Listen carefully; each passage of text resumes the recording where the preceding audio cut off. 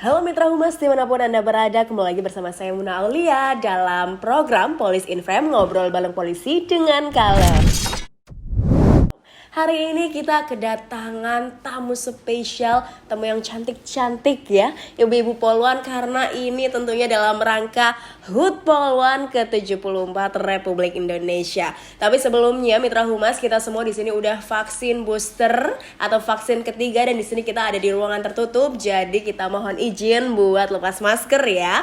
Oke, langsung aja kita sapa dulu ibu-ibu Polwan cantik yang udah bersama kita di sini. Selamat pagi Ibu. Pagi. Waduh, ini ada dua ibu Polwan cantik. Kita mau kenalan dulu nih sama yang pertama. Ibu, boleh kenalan dulu? Diperkenalkan kepada Mitra Humas. Siapa namanya? Asalnya dari mana, Ibu? Nama saya Bribtu Ria Putri Syaftiani Esa, berasal dari Brebes. Iya, Dinasnya di Polres Brebes, fungsi reskrim unit PPA. Oke, baik Ibu Putri panggilannya ya. Oke, baik Ibu Putri. Dan di sini ada satu lagi, masih ada Polwan cantik. Boleh diperkenalkan Ibu? Ya, nama saya Bribda Diana Ayu Mardiana. Saya asal dari Brebes, dari Desa Rangas Pundawa, Kecamatan Larangan. Sekarang saya dinas di Polres Brebes, di Sidokes Polres Brebes. Oke, baik Ibu Dian dan Ibu Putri, satunya dari Reskrim PPA, satunya dari Dokes ya, luar biasa sekali ini. Ibu, boleh dong kita langsung aja ya, mungkin cerita-cerita di sini biar Mitra Humas dengar gimana sih pengalaman masuk Polri gitu ya, perjalanannya, dan juga ini sebenarnya masuk Polri itu keinginan sendiri atau didorong sama orang tua nih, Bu Putri dan Bu Dian. Boleh dari Bu Putri dulu mungkin. Kebetulan kalau masuk Polri ini didorong orang tua ya. Karena kebetulan bapak saya juga seorang Polri. Terus saya daftar Polri udah 2 kali. Yang pertama gagal di tes kesehatan kedua. Kemudian saya daftar lagi. Yang tes kedua, alhamdulillah lulus. Yang pertama itu karena saya gagal, jadi saya bingung mau gimana ke depannya. Karena kan kita kalau lulus SMA bingung ya. Nah, kebetulan bapak saya ngasih solusi untuk daftar kayak gitu. Akhirnya saya pas pertama gagal itu mencoba untuk daftar kuliah dulu, dan keterima di UNES Fakultas Hukum. Saya kuliah di situ selama 1 tahun, kemudian ada pendaftaran Polwan lagi. Saya coba ikut lagi pendaftarannya, alhamdulillah lulus.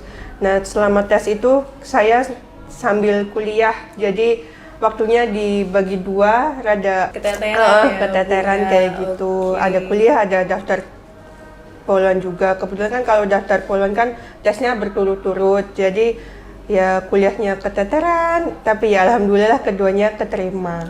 Oke, alhamdulillah. Berarti yang pertama gagal itu kayak yang berat gitu ya, Bu. Kenapa sih yang kedua masih mau mencoba lagi, Ibu?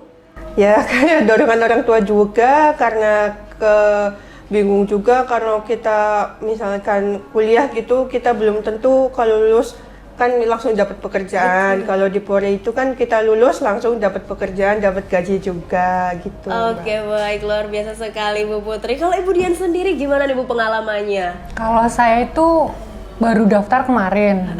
Dulu itu memang ada keinginan, tapi belum ada kesempatan. Jadi waktu itu diarahkan orang tua itu kuliah terlebih dahulu. Saya kuliah kesehatan kebidanan. Selama 3 tahun saya kuliah, kemudian saya lulus. Saya bekerja di puskesmas. Setelah bekerja di puskesmas itu ada perekrutan Polri dari kesehatan. Dari situ saya minta izin ke orang tua dan orang tua saya mengizinkan. Kemudian saya ikut mendaftar. Kemudian itu langsung ke Polda pendaftaran. Saya izin minta orang tua supaya direstui. Kemudian alhamdulillah sekali daftar saya lolos. Alhamdulillah, tapi pasti ada bedanya ya Bu ya ketika masuk langsung ke puskesmas dan masuk ke Polri gitu ya, karena kan ada tes fisiknya dan lain-lain ya Ibu ya. Itu berat nggak sih Bu? Kalau Mas biasa bekerja di puskesmas kemudian masuk di Polri itu beda jauh. Beda jauh, ya. Beda jauh. Oke. Tadi kan kalau Bu Putri itu di Reskrim, di unit PPA, dan Bu Dian di Dokes ya Bu. Kalau Bu Dian sendiri nih, kayak job desk-nya sehari-hari itu ngapain aja sih Bu di Dokes itu sendiri? Di Dokes itu kan tentang kesehatan ya. Salah satunya itu pelayanan kesehatan bagi yang sakit atau ada konsultasi. Kemudian yang sekarang itu lagi gencar-gencarnya itu vaksinasi. Vaksinasi 1, 2, 3 booster.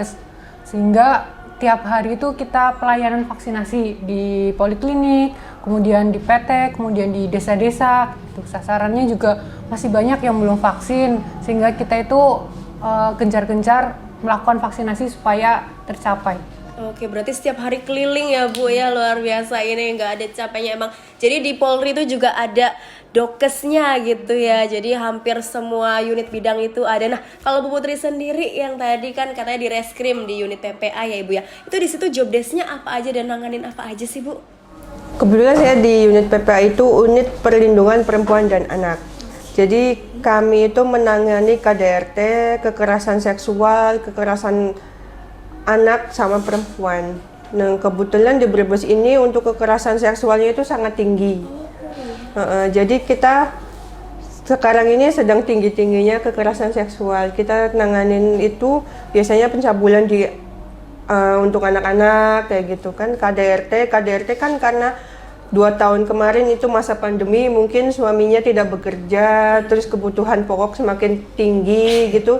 Jadi kan istrinya minta kebutuhan, suaminya nggak kerja di rumah, mungkin di situ terlibat cekcok rumah tangga, jadi suaminya kadang tidak sengaja memukul istrinya atau gimana. Kalau yang masalah kekerasan seksual pada anak itu biasanya pelakunya itu di lingkungan sekitar, orang terdekat kayak gitu biasanya, karena mungkin lewat terus karena kayak gitu gimana ya laki-lakinya kadang ya mungkin sedang tidak berpikiran waras mungkin. Oke.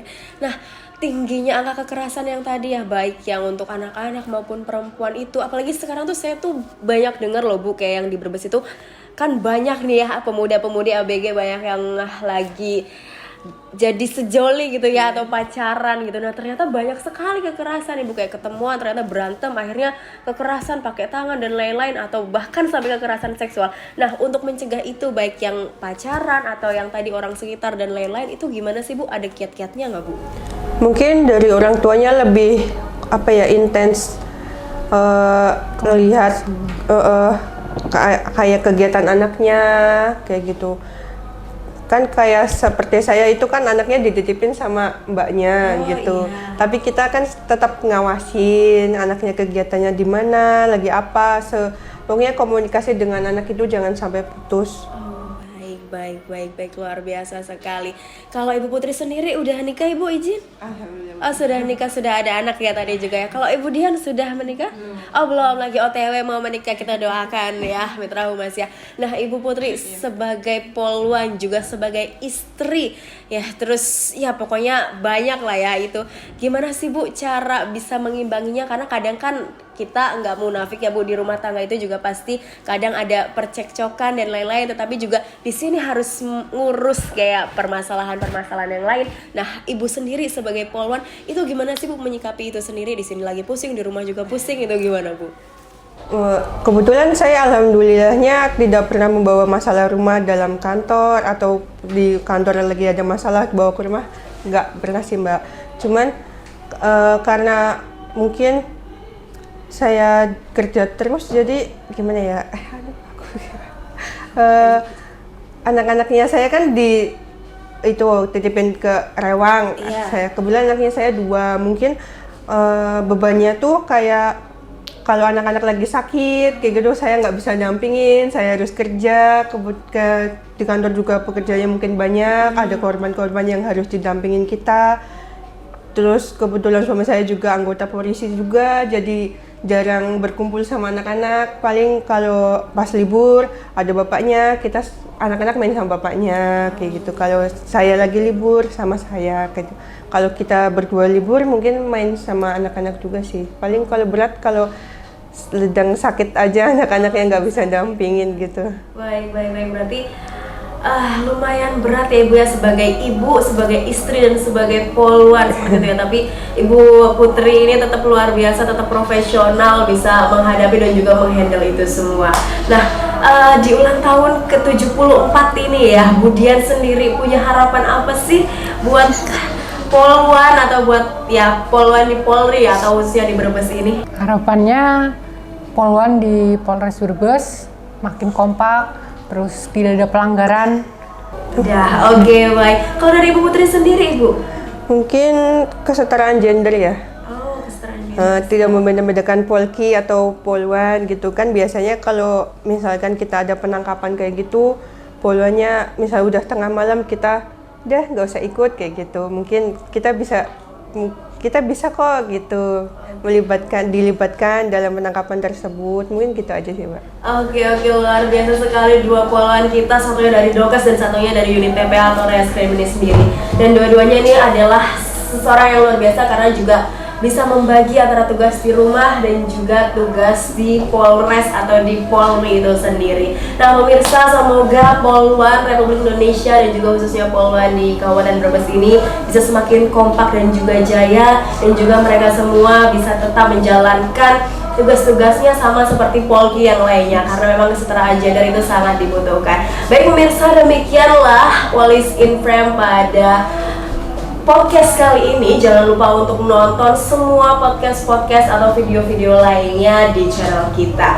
Sekian dari kita, dari Humas untuk mitranya, dari Brebes untuk Indonesia. Salam sehat, salam presisi.